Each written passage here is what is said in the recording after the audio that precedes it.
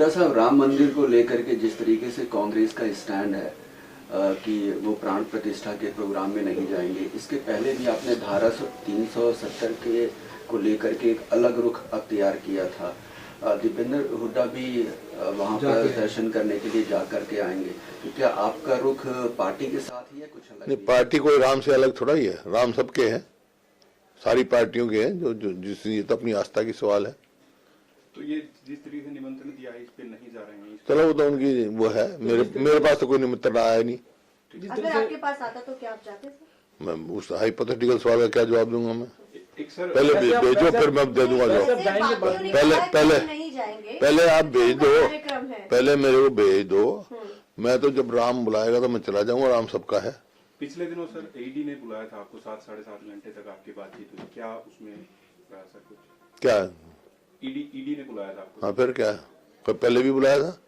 जो भाई वो उनका काम है, मेरे को कोई इस बात की वो नहीं है, क्योंकि कोई नथिंग टू हाइड ना मेरे पास है। तो जितनी बार बुलाएंगे उतनी बार जाऊंगा, वो तो उनका काम है। तो ये क्या बदले की कार्रवाई के तहत हो रहा है, ये राजनीति दबाव की राजनीति जैसे कहा जाता है? ऐसा है, ये उनका काम है, और जितनी बार बुलाएंगे उतनी बार जाऊंगा मैं।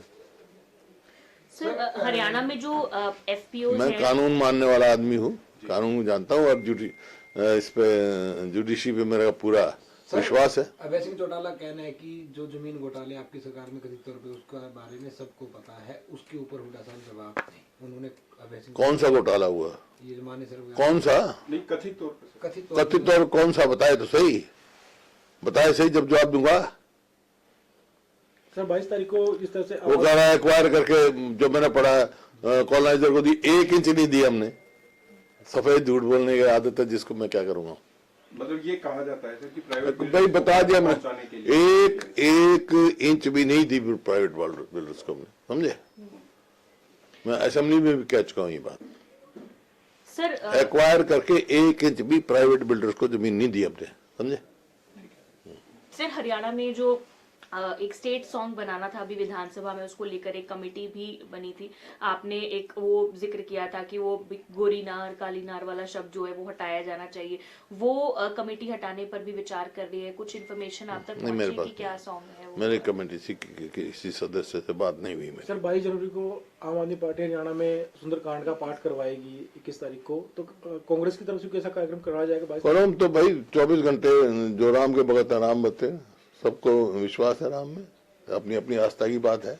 कोई पहली दफा होना क्या सुंदरकांड, हमारे बहुत करते रहे हैं पहले। एक लोकसभा चुनाव आ रहे हैं, तो क्या अगले महीने से हरियाणा के अंदर रैलियां वगैरह होंगी? क्योंकि कह रहे हैं कि चल रहा है ना हमारे, तो नहीं, बड़ी रैलियां केंद्र, हाँ तो चल रही है रैलियां, केंद्र स्तर के नेता है, चल रही है रैलियां भाई। सर एक आखिरी सवाल है कि जिस तरह से गठबंधन को लेकर बात चल रही है, गठबंधन की जो बातचीत चल रही है दिल्ली, किस गठबंधन की? कांग्रेस और आम आदमी पार्टी, इंडिया ब्लॉक की। आम आदमी पार्टी के नेता हैं अनुराग ढांडा, उन्होंने कहा जो स्थानीय नेता है हरियाणा कांग्रेस के, उनको इस बारे में बयानबाजी नहीं करनी चाहिए, वो केंद्र देखेगा, हाईकमान देखेगा। वो क्यों कर रहे हैं? वो क्या है, वो भी तो स्थानीय नेता है। बजट सत्र आ रहा है सर, बजट सत्र आ रहा है, कैबिनेट बुला ली गई है, किस तरीके से देखते हैं बजट को? आना है, नॉन परफॉर्मिंग गवर्नमेंट है, और कर्जा बढ़ा दिया होगा, और बजट में क्या, कर्जे में डुबा दिया होगा हरियाणा। कोई सजेशन सर, क्योंकि मुख्यमंत्री हर बार सजेशन मांगते हैं अलग अलग नेताओं से, सांसदों से, क्या अब तक मांगा है आपसे? क्या आपसे कोई ऐसा है? इस सरकार को सजेशन देने का फायदा क्या? जब कर्जा ही बढ़ाना है, इन्होंने काम करना ही नॉन परफॉर्मिंग गवर्नमेंट है, तो उनको क्या सजेशन देनी है?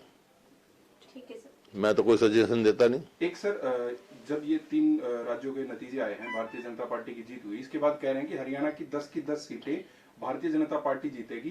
कांग्रेस की तरफ से कहा जा रहा था कि ये सेमीफाइनल, और सेमीफाइनल भाजपा जीत चुकी है। मैंने कहा ना, कांग्रेस जीतेगी हरियाणा में, और लोकसभा में भी कांग्रेस की बहुत अच्छी स्थिति रहेगी। आप देख रहे हैं, लोगों ने फैसला करना है, इनने नहीं फैसला करना है।